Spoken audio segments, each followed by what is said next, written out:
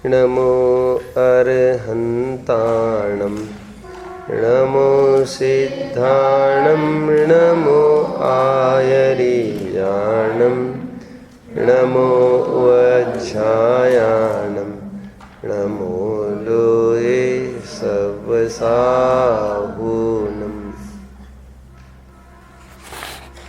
जिनको मंदिर दूर लगे उनको नरक पास समझना चाहिए। जिनको भगवान से अरुचि है, भगवान की दुर्लभता से प्राप्ति होने पर भी मिलने का भाव नहीं आता, वे अवश्य रूप से ऐसी जगह जाते हैं जहाँ पर उनको भगवान के दर्शन मिलते ही नहीं है। एक नरक गति को छोड़कर तीनों गतियों में यह अवसर है कि वे देव दर्शन भक्ति पूजन कर सकते हैं। मनुष्य जहाँ रहते तिर्यंश भी वही रहते हैं, तो वे भी बराबर लाभ ले सकते हैं। और देव तो सभी पंच कल्याणकों में, नंदीश्वर, सुमेरु पर्वतों में, अकृत्रिम जिनालयों में, कुलाचल के जिनालयों में जा जाकर वहाँ पर वे भक्ति करते ही रहते हैं। ठीक है,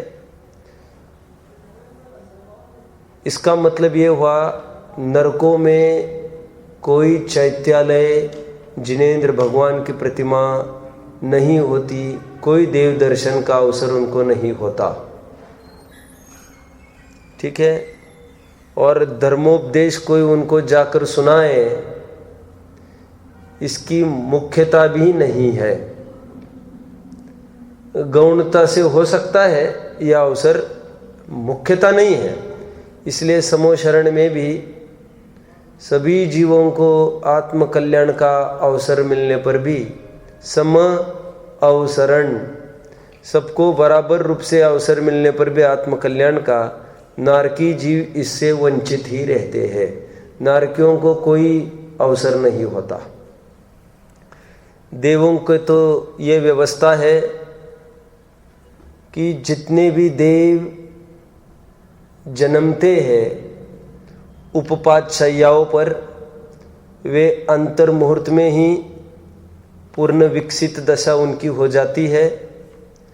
और जीवन में पहला काम यदि देव करते होंगे तो वह काम देव दर्शन का है। पहला काम जीवन में उठते ही सबसे पहली दफे वहाँ के कृत्रिम जिनालयों में जाकर दर्शन करते हैं। प्रश्न ये खड़ा होता है, सभी भक्ति से जाते हैं? भक्ति से तो नहीं कह सकते, लेकिन नियोग से जाते हैं। क्योंकि बहुत जन धर्म विरोधी परिणाम वाले भी होते हैं, वे तो भक्ति से क्या जाएंगे, लेकिन वहाँ पर एक डिसिप्लिन रूल है, रेगुलेशन है, इंद्रियों की पूरी चलती है, सबको उठकर पहला यह काम करना है, तो अनिच्छा पूर्वक भी उनको जाना पड़ता है। और कई जने वहाँ पर जन्मते ही देव दर्शन को जाते हैं, वहीं पर कई जने समकित की प्राप्ति कर लेते हैं। देव दर्शन का स्वर्णिम अवसर हम मनुष्यों को मिला है, उसको हमें नहीं छोड़ना चाहिए। देव दर्शन की विधि पर हमारी चर्चा चल रही है, जिसमें घर से लेकर मंदिर तक आने की पूरी यात्रा हमने यहाँ से बताई। ठीक है, इतनी पूज्यता का भाव वर्तना चाहिए। मैंने आपको बताया भी था, पहले ज़माने में यात्राएं भी होती थी शिखर जी वगैरह की, बिना चप्पल जूते के ही नहीं। भागचंद जी तो गए थे यात्रा करने के लिए, तो इस शिखर जी पर ऊपर चढ़े ही नहीं थे वे। उनको ऐसा लगा कि यहाँ पर एक भी स्थान ऐसा नहीं जहाँ से जीव मुक्ति को प्राप्त हुए, मैं कहाँ पैर रखूँ, नीचे ही भक्ति भाव करके लौट आए। ये भक्ति की अतीवता, समझ रहे? हालांकि ये सब हमारे लिए अनुकरणीय नहीं है, क्योंकि एक भावुकता की बात है ये सब, लेकिन आपको देखनी है भक्ति हर जगह। ठीक है, अब देखिए, कल हम आए थे, आगे बढ़ते हैं। 9 देवताओं में मंदिर को भी एक देव कहा है, भगवान कहा है। क्यों कहा है? क्योंकि इसमें भगवान रहते हैं, इसलिए उपचार से इसको भी भगवान कहा है। तो आते समय मैंने कल कहाँ तक आए थे? निस्सही निस्सही निस्सही तक आए थे कल। अभी और देखिए, घंटा लटकी रहती है मंदिर के बाहर। बहुत जनों का ये प्रश्न होता है कि घंटे का क्या औचित है। तो सच बोलूं मैं तो घंटा फंटा का कोई औचित खास नहीं है। मैंने तो मेरे जीवन में आज तक एक बार भी घंटा नहीं बजाई है। तो क्या उचित है, क्यों लटकाई जाती है? बहुत सारी परंपराएं जैनियों में वैदिकों को देखकर, नॉन जैन को देखकर आ गई है। तो ये लगाते तो यहाँ पर लगी जाती है। कोई ये तर्क करता है कि घंटा को इसलिए लटकाया जाता है कि हम जोर जोर से बजाए तो भगवान जागृत हो जाते हैं। सब बच्चे हंसने लग गए। क्यों हंसे आप लोग? क्योंकि उनके जागृत होने का क्या सवाल? वे कोई सोते होते हैं क्या जागृत? और एक जन आएगा जागृत करता रहेगा उनको। अरे वे तुमको जागृत कर रहे, मुंह नींद से जागो। तुम उनको कैसे, कहाँ से जागृत करेंगे? और नींद में से उठाना पाप माना जाता है लोक में। अब एक जन घंटा देगा, जागृत करेगा भगवान को, तो भगवान को आग तो लगने दो भैया। फिर देखो इसमें ऐसा है, सुनो सुनो, समोशरण में दुंदुबी बजती है। दुंदुबी पता है आपको? नगाड़े जैसे बजते हैं ना, जोर जोर से दुंदुबियां बजने लगती है जहां पर समोशरण होता है। उन दुंदुबियों को सुनकर, एक अतिशयकारी ध्वनि को सुनकर आसपास जितने भी लोग हैं उन सबको ख्याल में आता है यहां पर समोशरण आ चुका है। कुएं के मेंढक को भी दुंदुबी सुनकर इतना अतिशयकारी लगता है, वह भी वहां से निकलकर उसका भाव होता है मैं जाऊं दुंदुबी सुनने। बड़े बड़े महामत्स्य मतलब मगरमच्छ वगैरह, मछली तो क्या जाएगी वहां पर, महामच्छ वगैरह, ये मगरमच्छ वगैरह वहां पर निकलते हैं पानी में से। दुंदुबी सुनकर उस दिशा में बढ़ के समोशरण में जाकर लाभ लेते हैं। सम्यक्त्व की योग्यता हो, सम्यक्त्व की प्राप्ति कर लेते हैं। तो यह भी एक प्रकार का दुंदुबी का प्रतीक है कि समोशरण का प्रतीक है, दुंदुबी बजती है, उसको बताने के लिए है। और फिर जागृति होगी तो उनकी नहीं, अपनी होगी। मान लो ये ध्वनि जोर जोर से चिल्ला चिल्ला कर हमारे कान में ये कहती है जागो जागो चेतन जागो, नरभव सफल करो। समझ में आ रहा है? लोग में कहते हैं ना कि उसको नहीं समझ में आ रही, हमने 2-4 बार कहा ए बेटा यहाँ बैठो, ए बेटा यहाँ बैठो, नहीं समझ, ए उठो ना, यहाँ बैठो ना। तो जोर जोर से घंटा बजाने का प्रयोजन ये है कि अभी तो दिमाग में बात आए कि हमें नरभव का कल्याण करना है अपना। ये उनके जागृति की बात नहीं है, ये अपने स्वयं के जागृति की बात है। चल समझ में आया? वैसे मैंने तो आज तक घंटा नहीं बजाई, और आप नीचे देखकर ऊपर घंटा बजाएंगे और ऊपर कोई जीव आकर उसमें मर जाएगा तो उसमें कितना पाप होगा, आप विचार कर सकते हैं इसका? समझ रहे? धर्म क्षेत्रे कृतम पापम वज्रलेपो भविष्यति। तो कदाचित आपको विकल्प आए बजाने का कभी, तो इतनी सावधानी से आपको काम करना पड़ेगा। ठीक है, एक भी जीव का घात नहीं होना चाहिए। अब देखिए अभी अंदर प्रवेश करना है। अभी बहुत जन अंदर प्रवेश करते समय देहरी के ऐसा चरण स्पर्श किए जैसा करते हैं। कितने जनों ने देखा इसको? कितने जन करते हैं इसको? मैं आपको बताना चाहता हूं, ये परंपरा उचित नहीं है। क्यों? नीचे हाथ टेके, अब क्या करोगे हाथ का? क्या करोगे हाथ का? हाथ धुले बिना जनवानी को नहीं छू सकेंगे, कहीं नहीं छू सकेंगे। और कोई प्रैक्टिस जहां पर सबके पैर रखते हैं, क्या मतलब है? हमारे यहाँ पैर छूने की पद्धति नहीं है। फिर भगवान हो, मुनि हो, साधर्मी हो, है ही नहीं, पद्धति नहीं है। आप समझ रहे हैं? तो यह परंपरा क्यों चालू हुई, मैं थोड़ी बताता हूं आपको। जब भी मंदिर में प्रवेश किया जाता था, झुककर प्रवेश किया जाता था, नीचे गर्दन करके, झुककर। पहले जमाने के मंदिर आप देखेंगे एकदम प्राचीन, दरवाजे इतने छोटे छोटे मिलेंगे। क्यों? लोग झुककर जाए, पता चले क्या भगवान के सामने झुककर जाया जाता है। तो झुककर जाना मतलब कोई चरण स्पर्श की बात नहीं, भगवान को झुकने की बात है। वो मंदिर में प्रवेश करना है, आपकी तैयारी हो तो मंदिर में प्रवेश कराऊं मैं सबको, चलना है। अब निश्चय ही निश्चय ही निश्चय का और एक अर्थ सब समझ लो। निश्चय ही निश्चय ही निश्चय का एक अर्थ कल बताया दिया था मैंने, सांसारिक विकल्पों का त्याग। एक अर्थ यह होता है कि जो व्यंतर है, व्यंतर जाति के देव, उनसे एक प्रकार से परमिशन मांगना। Please let I go inside, मुझे अंदर जाने दो। देखिए, जहां पर हम रहते वहां पर असंख्या देव रहते हैं। जहां पर हम रह रहे ना अभी, वहां पर, यहां पर भी मंदिर में असंख्यात व्यंतर है। अभी वैमानिक तो यहाँ आते नहीं, और भवनवासी ज्योतिषवासी का तो काम ही नहीं। यहाँ ऊपर रहते हुए सूर्य चंद्रमा कदाचित हो भवनवासी हो सकते। यहाँ समझ में आ रहा है सबको? अब होता क्या है, देखिए, व्यंतरों से क्यों परमिशन मांगना अंदर आने की? व्यंतर होते हैं कुतूहल बुद्धि के,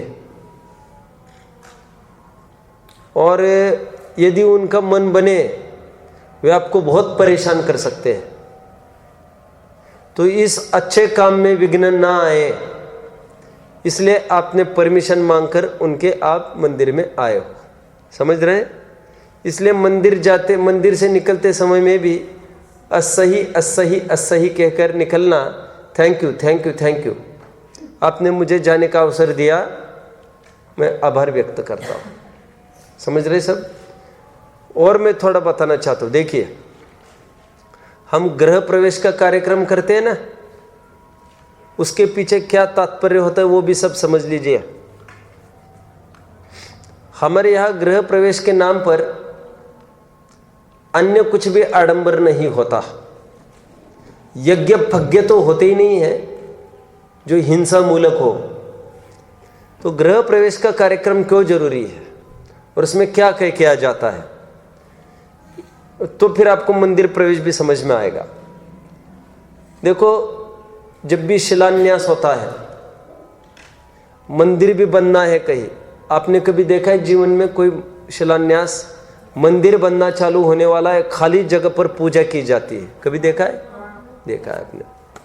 तो वहां पर मंत्र बोलते हैं, तो उन मंत्रों में व्यंतरों को भी याद किया जाता है। मुक्ति पता है आपको? नहीं पता था ये? व्यंतरों को भी याद। मुझे इतना पहले तकलीफ होती थी, ये तो ग्रहित मिथ्या तो हो गए, व्यंतरों को पूजने लग गए। सुनो सुनो मेरी बात को, क्या तकलीफ है? ये खाली स्थान है पूरा, यहाँ पर पूरा व्यंतरों का साम्राज्य है। व्यंतर कहाँ कहाँ रहते हैं? खाली स्थानों में, पेड़ों पर, खासतौर पर पीपल के पेड़ में बहुत। समझ में आता है? अंधेरे में, जंगलों में, झाड़ियों में, गुफाओं में, और ऐसे उजड़ स्थानों में जहां पर काफी टाइम हो चुका है, घर में कोई नहीं रह रहा है, ऐसी जगह वे वास करने लगते हैं। प्रांजल समझे? कानू समझ रहे तुम? हाँ। व्यंतर कुतूहल प्रिय होते हैं, उनका दिमाग खिसका तो वे चाहे जो कुछ गड़बड़ी करते रहते हैं। तो ऐसा है, हम यहां पर घर बांधने लग गए तो उनके यदि दिमाग में ये आया, क्या आया, क्या हम जहां पर है यही पर ही आकर रहने लग गए, फिर अब हम कहां जाएंगे? तो वे इतनी बाधाएं खड़ी कर सकते हैं जिसकी कोई सीमा नहीं है, खत्म कर सकते हुए। हमारे भी पाप को उदय होना चाहिए कायदे से, तो उनसे पंगा ना लेवे और एक प्रकार से उनके दिल को कोई तकलीफ ना हो, इसलिए उनको कहकर कि हे व्यंतरो, हे देवो, आपको रहने के लिए तो बहुत स्थान है, असंख्य द्वीप और समुद्र है, आप तो कहीं भी रह सकते, आपको क्या है दिक्कत? लेकिन हमको कोई मंदिर के लायक योग्य स्थान नहीं मिल रहा था, हमको घर में रहने लायक कोई स्थान नहीं मिल रहा था यदि गृह प्रवेश का कार्यक्रम हो तो। इसलिए हम मजबूरी में, दूसरा स्थान नहीं मिला, संयम के लायक यही स्थान मिला तो हमने ये जगह खरीदी की है, यहाँ पर रहने का भाव हमने किया है। हमें आपका दिल दुखाने का तनिक भी भाव नहीं है। आपके दिल को कोई पीड़ा हुई हो तो हम क्षमा चाहते हृदय से, समझ रहे? ये एक प्रकार से जीव दया का पालन है, कोई ग्रहित मिथ्या तो नहीं है। बहुत ऐसा होता है। अभी विद्वान आने वाले हैं आपके दिल दीपावली में, हेमचंद जी ब्रह्मचारी आने वाले हैं। क्या कल आ रहे? कौन आ रहा है कल? जो भी होंगे फिर, लेकिन ये किसकी बात कर रहा था मैं? हेमचंद जी। उनके भाई की वे स्वयं सुनाते हैं, उनका भाई रोज जंगल से निकलना पड़ता था स्कूल के लिए। एक दिन पेड़ के नीचे उसने लघु शंका की, टॉयलेट।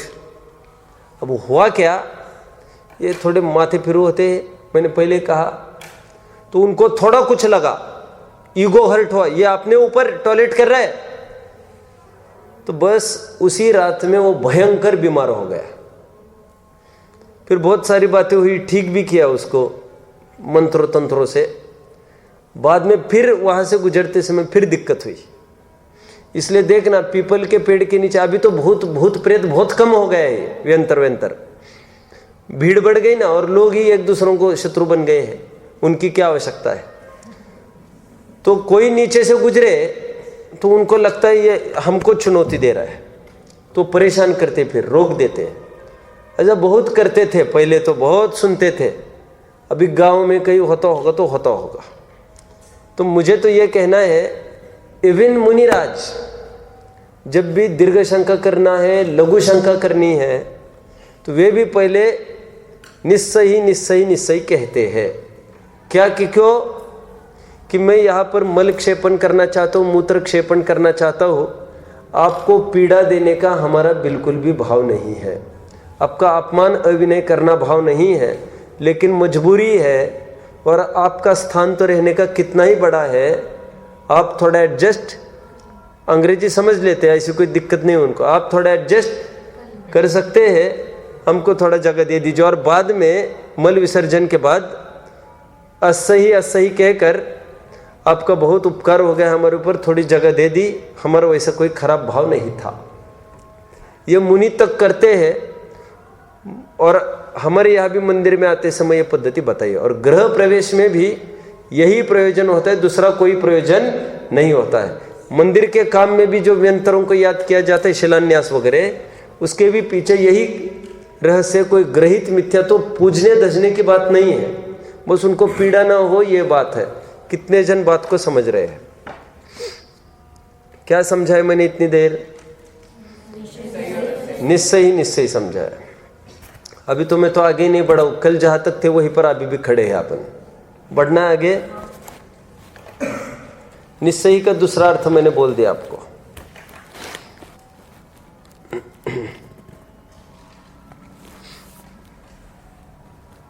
और इसका इतना प्रताप है, मंदिरों में कभी भी व्यंतर परेशान नहीं करते। मंदिरों में कभी भी व्यंतर परेशान नहीं करते भक्तों को, इतना प्रभाव है। अभी मंदिर में अंदर प्रवेश करता है तो सब नीचे देख देख कर जाए। नीचे क्यों? जीव जंतुओं को देखते हुए निकले, और जहां पर रुके जाकर फिर जाकर ऊपर भगवान की तरफ देखे, और भगवान को देखकर अंजलि जोड़े, हाथ जोड़े। हाथ कमलाकार जोड़ने हैं। कैसे? कमलाकार, नारियल के आकार के भी कह सकते आप। कमल लोटस फ्लावर नेशनल फ्लावर है, जलते भिन्न कमल है, जलज, पानी में रहकर पानी से अलिप्त रहता है। यह हमारे भी जीवन ऐसा ही हो, पानी में नाव रहे परंतु नाव में पानी न रहे।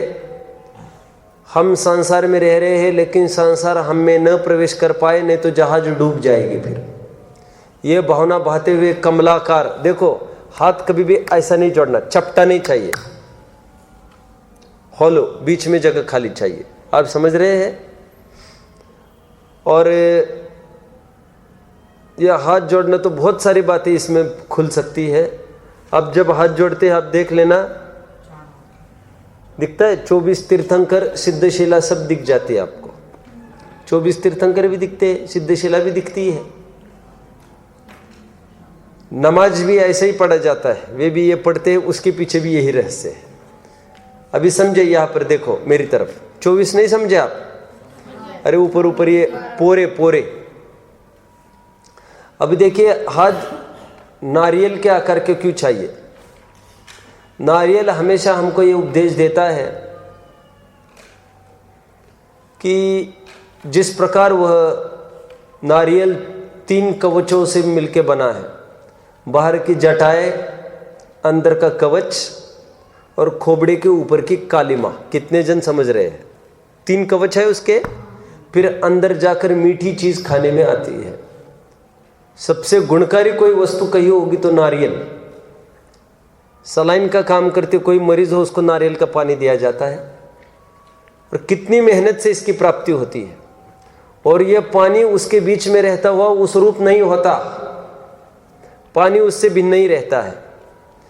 जितने भी धर्मांतर है उनके यहाँ शुभ शगुन के लक्ष्य में, उपलक्ष्य में श्रीफल नारियल बताया गया है।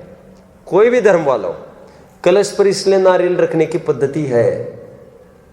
समझ रहे हैं सब? शुभ शगुन माना जाता है।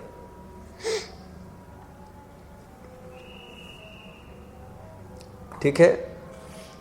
नारियल के इसलिए आपने देखा होगा, सबसे ऊंचे पेड़ यदि कोई होंगे तो ये नारियल के ही है।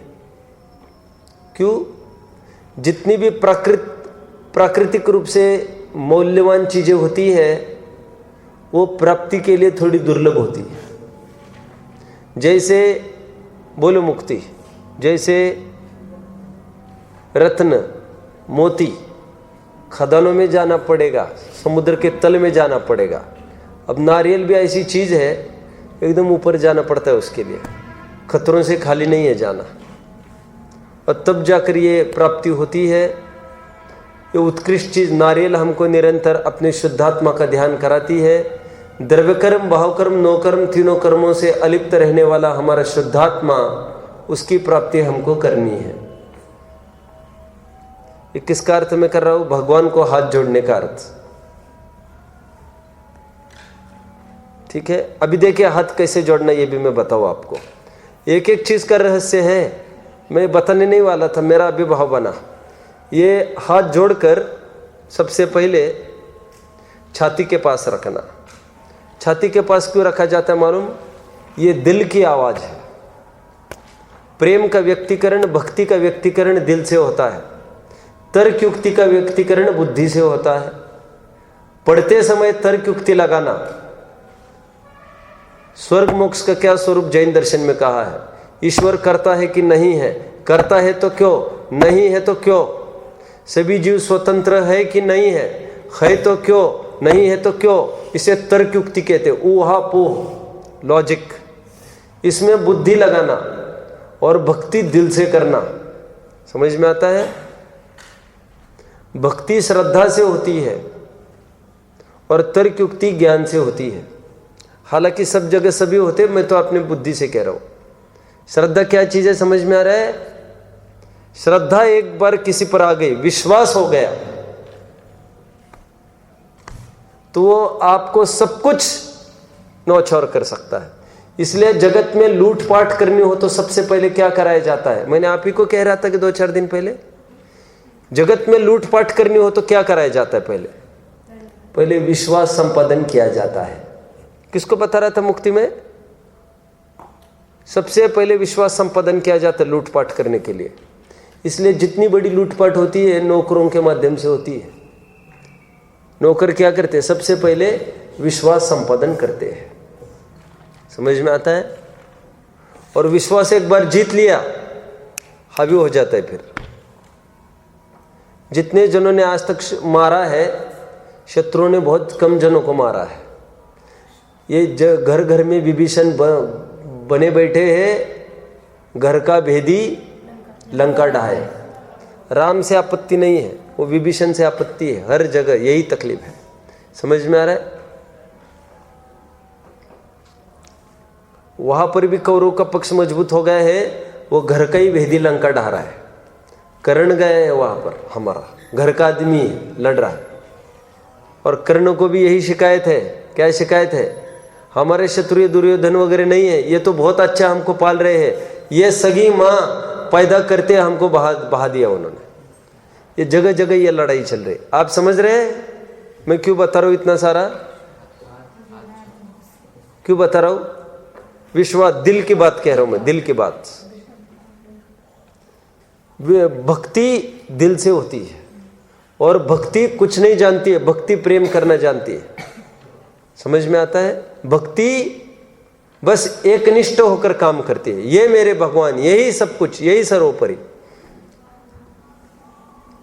चलना आगे। देखो, जंगली हाथी है, उसको कौन अधीन कर सकता है? किसकी ताकत है अधीन करने की? है ताकत? नहीं, किसी की ताकत नहीं। अब एक काम करो, क्या करना? आप उसको कुछ षड्यंत्र करके गड्ढे में गिरा दो, वो आपको देख न पाए। गड्ढा करके रख दिया और हाथी उसमें गिर गया। रोज के जाने के रास्ते पर घास बिछा दी थोड़ी, वो गिर गया। अब क्या करो, एक महीने भर के बाद बहुत भूखा रहा, मरने को हुआ, तब थोड़ा रास्ता ऊपर से नीचे तक बना देना। फिर धीरे धीरे छोटी छोटी चीजें खिलाना, केला वगैरह। वो हाथी ये सोचता है मुझे महीने भर किसी ने नहीं पूछा, ये आदमी रोज आकर मुझे खिला रहा है। वफादारी नहीं भूलता वो, इतनी वफादारी करता है। फिर वो महीने के बाद बाहर निकलता है, हट्टा कट्टा होने के बाद वो हाथी उसका एकदम पालतू आदमी हो जाता है। पालतू हो गए वो। और सुनो, सर्कस में ले जाता है, नचा, जैसे नचाए वैसे नाचता रहता है। यहां तक कि जो हाथियों को खरीद के लाए हैं उनको तो साकल से बांधना पड़ता है। और इस हाथी को बिल्कुल खुला छुट्टा छोड़ दो आप, वो कहीं नहीं जाता। मैं क्या कहना चाहता हूं? भक्ति समर्पण करना जानती है। समझ में आता है? वो अंधभक्ति है हाथी की, वो बात छोड़ दो आप। भक्ति की बात चल रही है यहां पर। माँ बाप की बच्चों के प्रति भक्ति है, वो पूरा जीवन झोंकते हैं, अपना पूरा जीवन दांव पर लगाकर। कल किडनी भी लगे, किडनी ले लो। सिडनी चाहिए, सिडनी ले लो। जो चाहिए वो दे देते हैं। लिवर चाहिए, लिवर ले लो, हमारा बच्चा का अच्छा चले। समझ में आया? दिल से भक्ति चल रही है। फिर हाथ को 3 आवर्त लेना है। आवर्त मतलब घुमाना, आवर्त, वर्त मतलब घूमना। ठीक है? 3 बार हाथ को घुमाए। 3 काय का प्रतीक है? हिंदी में 2 वचन होते हैं। एक वचन नहीं, संस्कृत में 2 वचन होते हैं। हिंदी में 2, एक वचन बहुवचन। संस्कृत में 3 होते, एक वचन, द्विवचन, बहुवचन। अपन तो हिंदी वाला ले लो, एक वचन और बहुवचन। सॉरी, संस्कृत वाला ले लो। संस्कृति को अपने को सुरक्षित रखना है, ऐसे कैसे काम चलेगा। तो 3 बहुवचन में आएगा और अनंत भी बहुवचन में आता है। तो 3 बार किया मतलब आपने अनंत बार किया। समझ में आता है। तो ऐसे 3 आवर्त लेना। देखो कैसे मैं ले रहा हूं, ऐसे आवर्त, हाथ पूरा घूमना चाहिए, समझ रहे। और फिर घूम के, आवर्त घूम के, ये पार्ट है ना पूरा, अंगूठे के नीचे का पार्ट पूरा, जो दोनों तरफ का, वो पूरा हमारे कपाल को टेके, मस्तक को। समझ रहे आप। मस्तक ये हमारा शीर्ष स्थान है। और मस्तक टेका मतलब पूरा ही समर्पण हो गया, क्योंकि शरीर का सबसे इंपॉर्टेंट पार्ट क्या है, मस्तक। गाड़ी पर निकलता है तो बाकी के हेलमेट जरूर पहनकर निकलता है। अभी गवर्नमेंट ने यह नियम लागू नहीं करा है, ग्लोव्स और पैड भी पहनकर चले, है क्या नियम कोई ऐसा। क्रिकेट में तो है, हेलमेट बहुत जरूरी चीज है, सिर बचना चाहिए। समझ में आता है। तो इसलिए सिर को झुकाकर मानो, पूरा समर्पण बताए। ये 3 आवर्त पहले देना। देते देते नमोस्तु नमोस्तु नमोस्तु ऐसा बोलना। देव को, गुरु को और शास्त्र को। क्या बोला जाता है भक्तिवश, जैसे साधर्म में हम आपस में जय जिनेन्द्र बोलते हैं, उसी प्रकार देव शास्त्र गुरु को वंदना, वंदामी, नमोस्तु, नमस्कार, ये बोल सकते हैं। मथेन वंदामी, वंदामी वंदन करता। समझ रहे, अच्छे से पकड़ रहे सब। ये उनको बोल के नमोस्तु करे। नमः अस्तु मतलब नमन करता हो, आपके सामने झुकता हो। झुकना काय से ही नहीं होता, हमारा मन भी झुक रहा है। मैंने आपको एक दिन बताया था, झुकना ये झुकाव का प्रतीक है। और झुकाव मतलब लगन। क्या बोला, अपन कहते ना उनका झुकाव उस पार्टी की तरफ है, तो उस पार्टी की तरफ झुकाव है, मतलब ऐसा झुककर खड़े रहे हैं क्या वे। ये कानू का झुकाव अपने घर के प्रति बहुत रहता है, तो झुकाव घर के प्रति रहता है, मतलब दिल्ली की तरफ झुककर खड़ा रहता है क्या वो। झुकाव मतलब लगाव।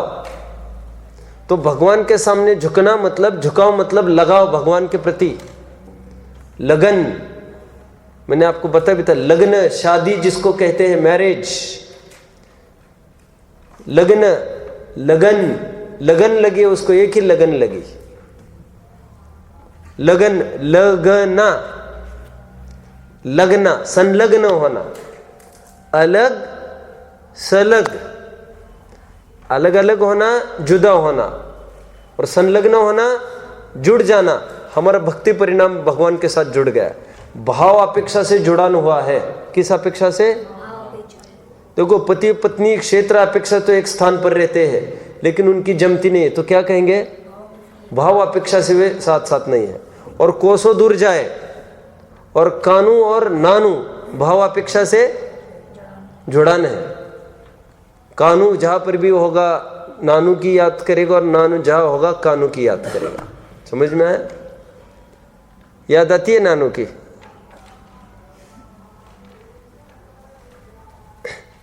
कहां तक आए, 3 बार आवर्त देकर झुकना। नमोस्तु नमोस्तु कहना 3 बार, नमोस्तु नमोस्तु नमोस्तु। फिर आगे का जो कहेंगे वो तो वैसा ही कोई कहना जरूरी नहीं है सचमुच, लेकिन एक आपको मार्ग मिले।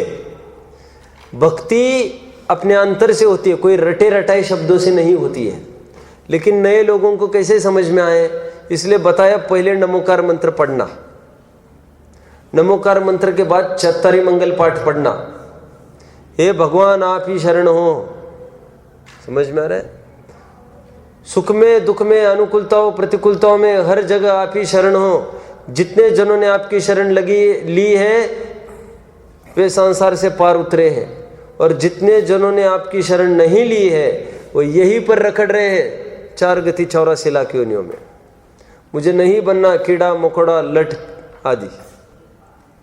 भगवान की शरण ली है हमने, भगवान के वाणी की शरण ली है।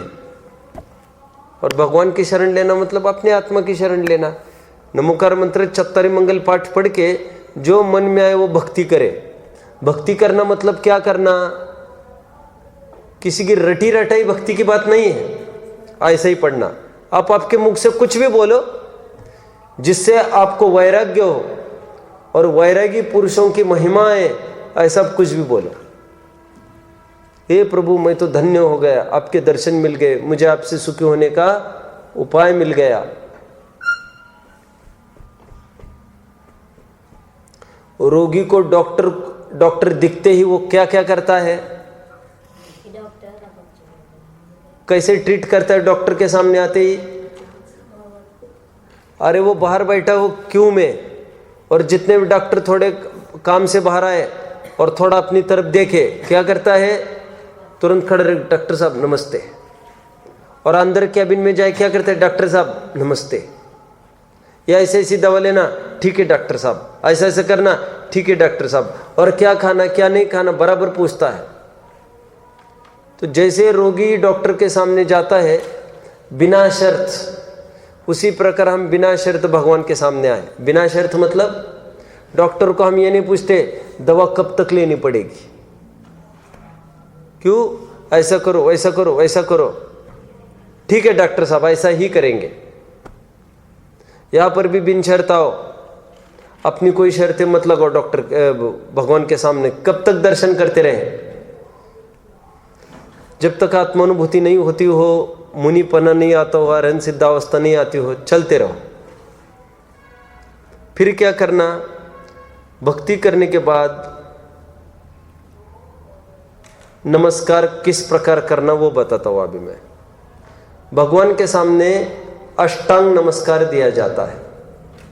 अष्टांग 8 अंगों से किया गया नमस्कार, इसे साष्टांग नमस्कार भी कहते हैं।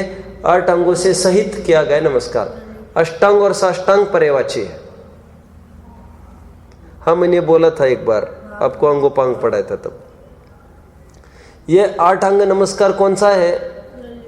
ये पूरा लेटकर हमारे यहाँ पद्धति नहीं है करने की, उसे दंडवत नमस्कार कहते हैं। वो हमारे यहाँ मान्य नहीं है। क्यों? लेटकर करना अविनय का प्रतीक है। तो गवासन में, गवासन मतलब एक तरफ पैर करके घुटने पर बैठकर दर्शन करना भी योग्य पद्धति नहीं है। घुटने पर बैठो, फिर अपने नितंब को नीचे टेकाओ, बैक पार्ट को नीचे टेकाना और फिर झुक जाना नीचे, उसे कहते गवासन का नमस्कार, अष्टांग नमस्कार। 8 अंग कौन कौन से थोड़ा उसको देखे। 2 हाथ, 2 पैर, सिर, हृदय, पीठ, नितंब। ये 8 अंग टेकने चाहिए जरूरी नहीं है, और टेक भी नहीं सकते। हृदय और पीठ एक साथ कैसे टेक सकते हैं? तो ये झुकने की बात है बस। आप सब समझ रहे बात को? अब गवासन के बारे में बताता हूं। क्या हो गया? कोई प्रश्न किसी को? ये जो आवर्त देते वो क्लॉकवाइज करना है, एंटी क्लॉकवाइज कुछ नहीं करना। क्लॉकवाइज घड़ी जिस प्रकार घूमती है, ठीक है? बताता हूं। गवासन में ढोक देना है। गवासन क्यों? गाय शाकाहारी पशु मानी गई है। गाय आपको जीवन भर रक्षा करती है आपके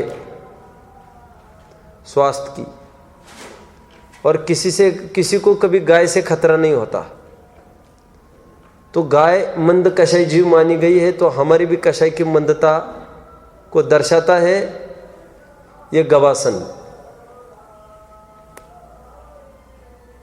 मांसाहारी पशु कैसे बैठते आपने देखा है कभी?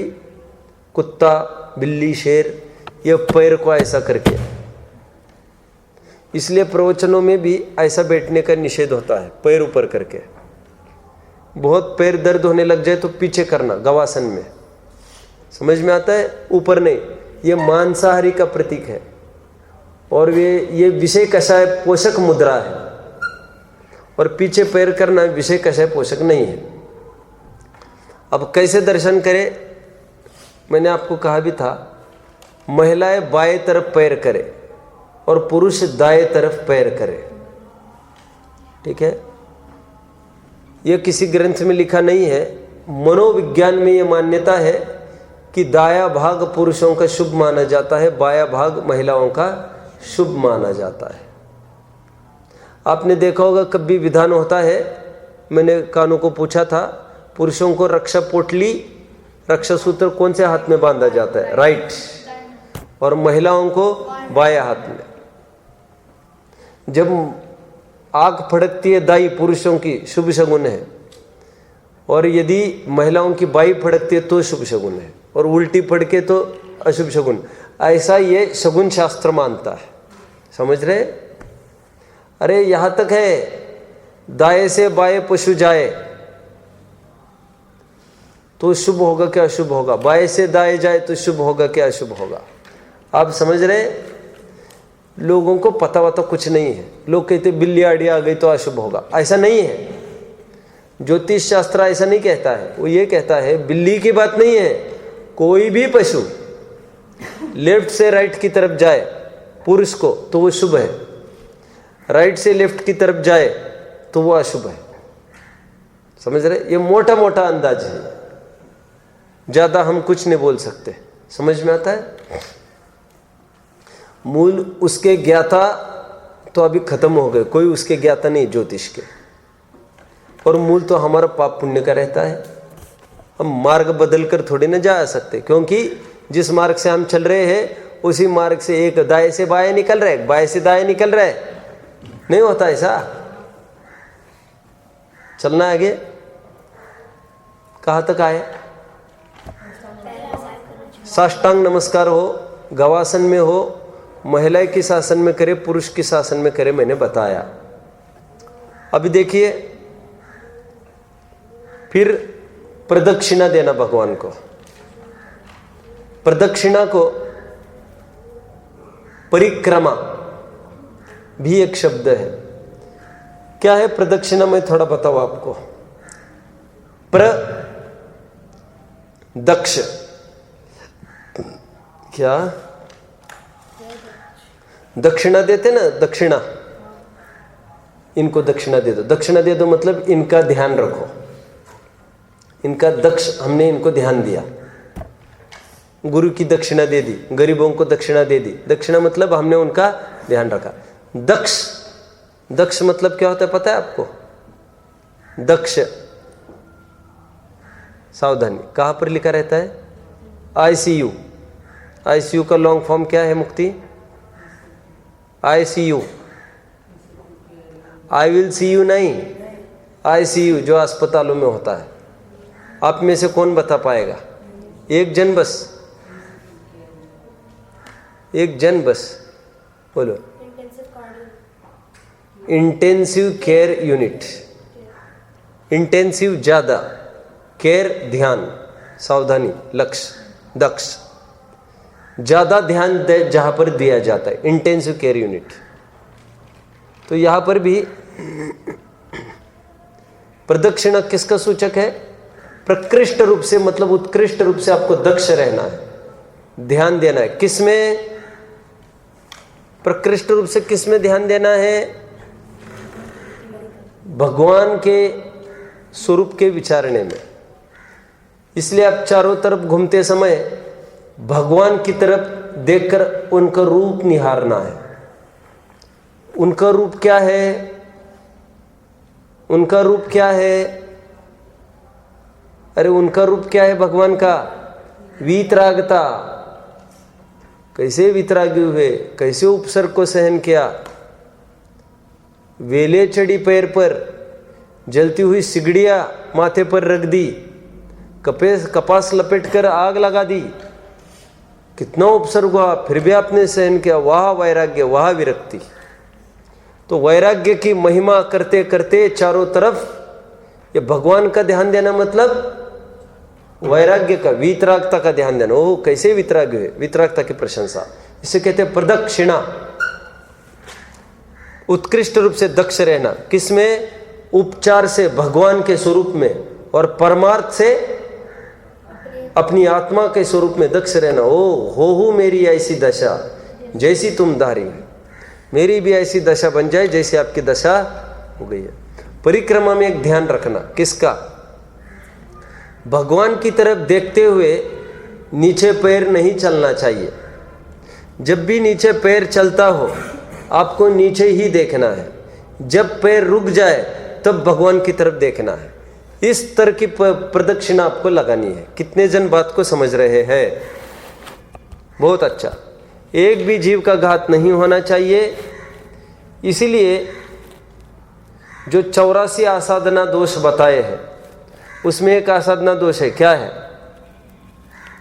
क्या सोच रहे हो मुक्ति? क्या सोच रहे थे? बताओ, कोई प्रश्न है? बताओ कोई। 84 आसाधना दोष में का आसाधना दोष है अंधेरे में भगवान की प्रदक्षिणा नहीं लगाना। आप जानते क्यों? अंधेरे में लगाते तो क्या जीव मरेंगे ना, तो पाप तो हो ही गए। धर्म के नाम पर पाप क्यों कर रहे? समझ रहे सब? मैं तो आगे खूब लूंगा, अभी तो चलेगा, तो 2 4 5 6 दिन के बाद मैं लेने वाला हूं। खूब इंफॉर्मेशन आपको देने वाला हूं। बेसिक से एकदम बड़ी से बड़ी इंफॉर्मेशन आपको मिल जाएगी। अरे पहले तो लाइट फिटिंग नहीं होती थी मंदिरों में, समझ रहे? तो जहां लाइट आई वहां पर भी हिंसा आई। कृत्रिम उजाले में भी परिक्रमा नहीं देना। सच्ची बात तो ये है। चलना आगे। कहां तक आए? प्रदक्षिणा का एक अर्थ क्या बताया? परिक्रमा। परि चहु ओर से, क्रमा चलना, चारों ओर से भगवान की तरफ देखते हुए चलना। भगवान की तरफ देखते चलना मतलब भगवान का स्वरूप विचारते चलना, अपना आत्म स्वरूप विचारते चलना, आत्मानुभव की विधि की प्राप्ति करना। व्यवहार परिक्रमा, निश्चय परिक्रमा। क्रमा, यह क्रम धातु गमन के भी अर्थ का सूचक है और जानने की भी अर्थ का सूचक है। चौ ओर से अपनी आत्मा को जानना, चौ ओर से भगवान के स्वरूप को जानना। चलना है आगे। परिक्रमा पूरी लगाने के बाद सब जगह 3 किसका सूचक है? अनंत का। हमने 3 चक्कर भगवान के काटे। चक्कर काटना काय का प्रतीक है? चक्कर कौन काटता है? ये पतंगा दीपक की चक्कर क्यों काटता है? क्योंकि वो रीझ गए दीपक पर। समझ में आता है? लेकिन वहां पर तो अपने मरण को भी नहीं देख रहा है, यहां पर तो अपने हित के पीछे चक्कर काट रहा है। नहीं समझे आप? देखो उदाहरण के रूप में, समय आपको कल स्पीच देना है। किस विषय पर?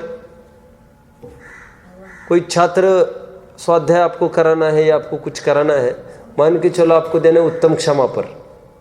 तो आपने मेरे पास आए, बोले पंडित जी मुझे उत्तम क्षमा पर चाहिए कुछ, अब बताओ।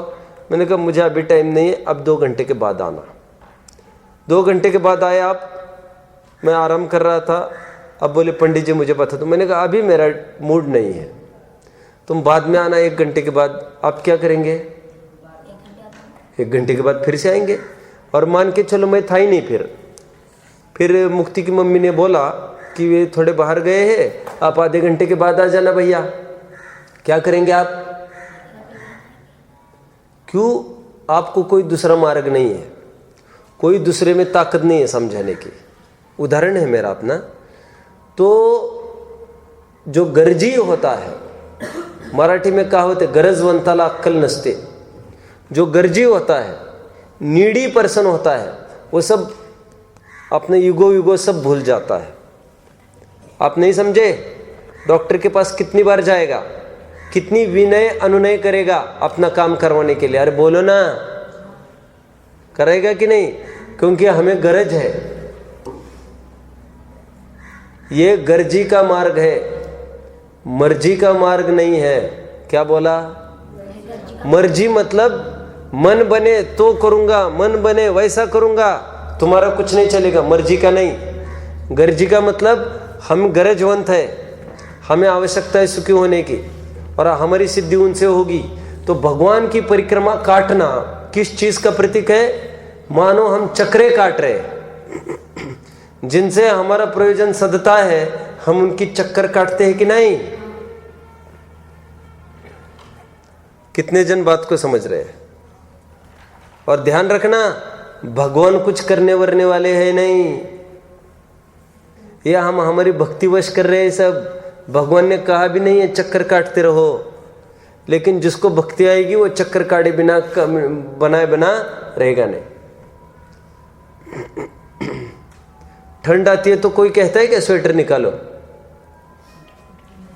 लेकिन शरीर को रक्षा करने का भाव है तो अपने आप निकल आएंगे। अभी अंत में आपको करना है कायोत्सर्ग। कायोत्सर्ग किस चीज का प्रतीक है? कायोत्सर्ग मतलब क्या? फिर सब कुछ होने के बाद काउसर्ग कहते उसको, काउसर्ग। कायोत्सर्ग शब्द है, ये दो शब्दों से बनकर मिला, काय प्लस उत्सर्ग। उत्सर्ग मतलब त्याग, काय मतलब शरीर, तो शरीर के त्याग को कायोत्सर्ग कहते हैं। क्या मैं सही कह रहा हूं? तो फिर आत्महत्या भी कायोत्सर्ग में आएगी क्या? तो काय का त्याग मतलब काय के प्रति ममत्व का त्याग। अरे इस शरीर को ग्रहण कब किसने किया है? जो त्याग करना है। त्याग करना है मान्यता का, ये मेरा है ऐसी मान्यता का त्याग करना है। समझ रहे आप सब? इसे कहते कायोत्सर्ग। और काय में मन और वचन भी शामिल समझना। काय यह अंत दीपक है। मन वचन काय के प्रति ममत्व का त्याग, एकत्व का त्याग, कर्तृत्व भोक्तृत्व का त्याग। समझ रहे? मां चिट्टः, मां जंपः, मां चित्तः। वचन नहीं बोलना मुझे, शरीर की क्रिया भी नहीं करनी, ना चिंतन करना, मैं तो आत्म तत्व हूं, ऐसा अनुभव करना। कायोत्सर्ग शरीर के प्रति ममत्व का त्याग। और शरीर मतलब यहां पर मन वचन का ही नहीं लेना, और क्या लेंगे? और क्या लेंगे?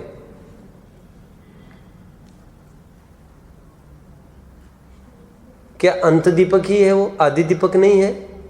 आदि दीपक कैसे लेंगे? शरीर, मकान, दुकान, बीवी, बच्चे, सबके प्रति ममत्व का त्याग।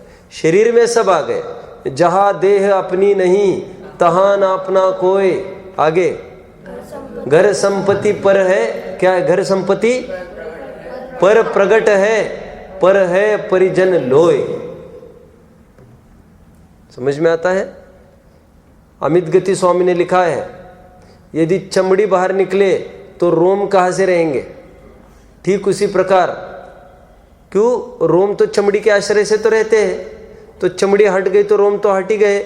शरीर के प्रति ममत्व यदि हट गया तो बीवी बच्चों के प्रति ममत्व होने का कोई सवाल ही नहीं है। क्योंकि हम तो शरीर को अपना मानते हैं, तभी बीवी बच्चे हमको दिखने लगते हैं। हम स्वयं को आत्मा मान के देखो, हमको कोई बीवी बच्चे दिखेंगे ही नहीं। नाक कान ही नहीं दिखेगी, बीवी बच्चे का आँख ही नहीं दिखती तो बीवी पत्नी कहाँ से दिखेगी? समझ रहे? कान ही नहीं दिखते तो गाने वाने कहाँ से दिखेंगे? कानू, समझ में आता है? कहा तक आए कायोत्सर्ग, काय के प्रति ममत्व का त्याग। ये कायोत्सर्ग क्यों किया जाता है बता रहा हूं। अभी तक हे भगवान, मैंने आपकी जो पूजा अर्चा की, भक्ति करी इतनी, अभी थोड़ी देर के लिए 2 मिनट के लिए चुप रहो। क्यों? ये भी क्रियाकांड था पूरा, घूमना फिरना उठपटांग।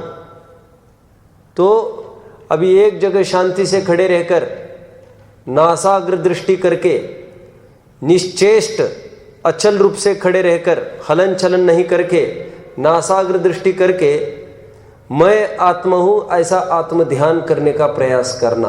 उसे कहते हैं कायोत्सर्ग। ठीक है, कायोत्सर्ग का मतलब 9 बार नमोकार मंत्र पढ़ना ऐसा बिल्कुल भी नहीं है।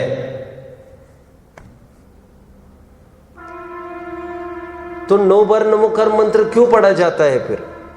अरे क्योंकि कायोत्सर्ग सबने कर लिया और छोटा बच्चा पहले दिन आया था मंदिर में, अब उसको तो पता नहीं आत्मा क्या चीज है, आत्म ध्यान क्या चीज है।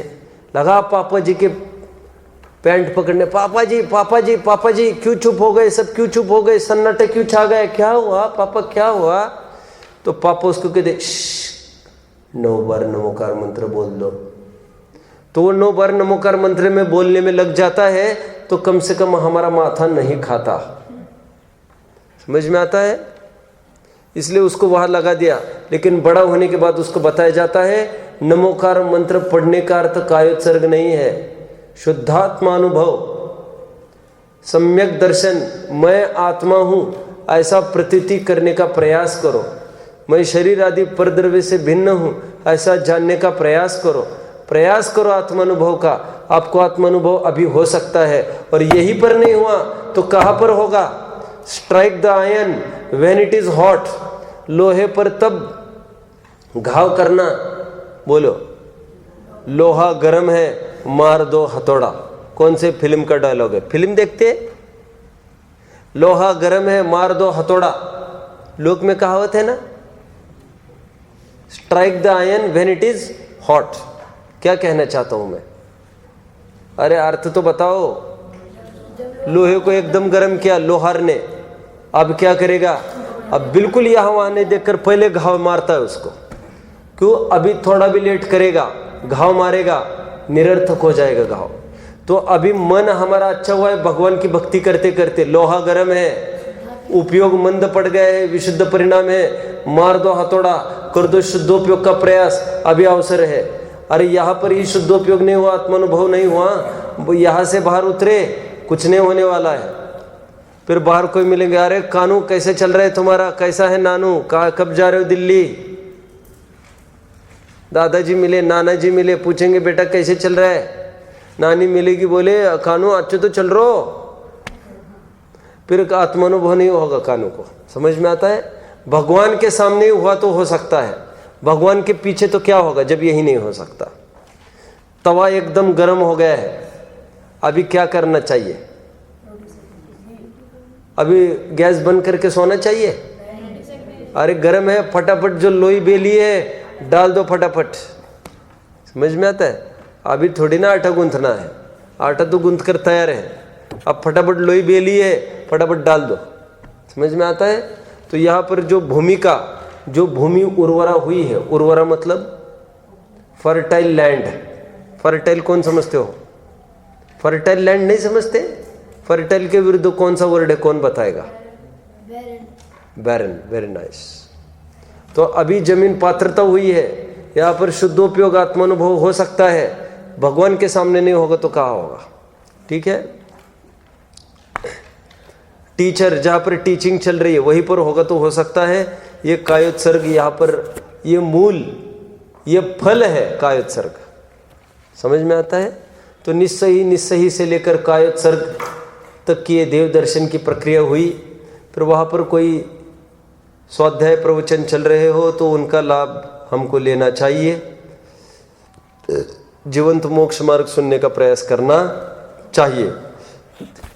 पूजा विधि और फल का प्रकरण हम मंडे से प्रारंभ करेंगे। मैंने अभी तक ये देव दर्शन की विधि, देव दर्शन का पूरा पाठ आपको समझा दिया है। और तो बहुत सारी बातें हैं, अभी जैसा जैसा प्रसंग आगे आएगा फिर मैं पूजा विधि और फल में हर एक मैटर लूँगा, आपको बहुत अच्छा लगेगा ये।